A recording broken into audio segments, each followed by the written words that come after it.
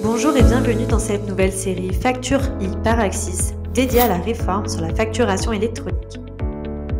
Aujourd'hui, faisons un point sur cette réforme, projet réglementaire qui impacte toutes les entreprises françaises.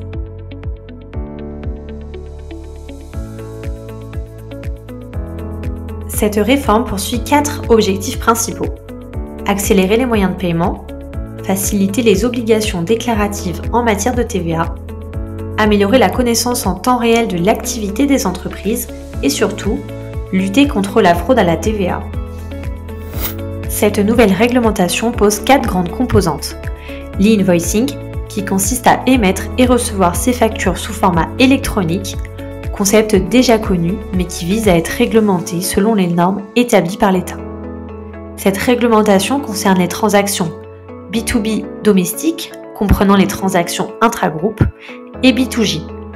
L'e-reporting, qui complète l'obligation d'e-invoicing en transmettant des données complémentaires à l'administration fiscale. Il va lui s'appliquer sur les transactions B2C et B2B internationales. À cela, il ne faudra pas oublier l'e-reporting de paiement qui concerne tous les flux de prestations de services. Le cycle de vie qui va permettre l'échange de statuts standardisés et l'annuaire, composante indispensable pour la bonne distribution des flux e-invoicing. À noter que les flux e-invoicing, e-reporting et cycle de vie seront mis à disposition de l'administration fiscale.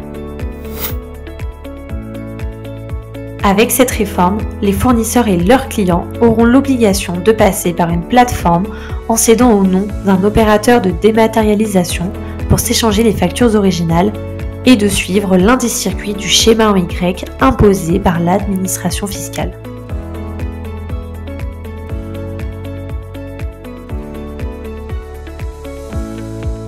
Cette réglementation démarre dès le 1er septembre 2026 et s'étale sur 2 ans avec une obligation de réception au 1er septembre 2026 pour toutes les entreprises établies en France et une obligation d'émission qui s'applique au 1er septembre 2026 pour les grandes entreprises et les entreprises de taille intermédiaire et au 1er septembre 2027 pour les petites et moyennes entreprises ainsi que pour les micro-entreprises.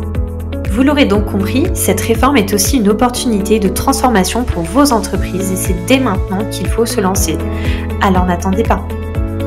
D'autres épisodes sont prévus sur chacune des composantes de la réforme. Alors à bientôt!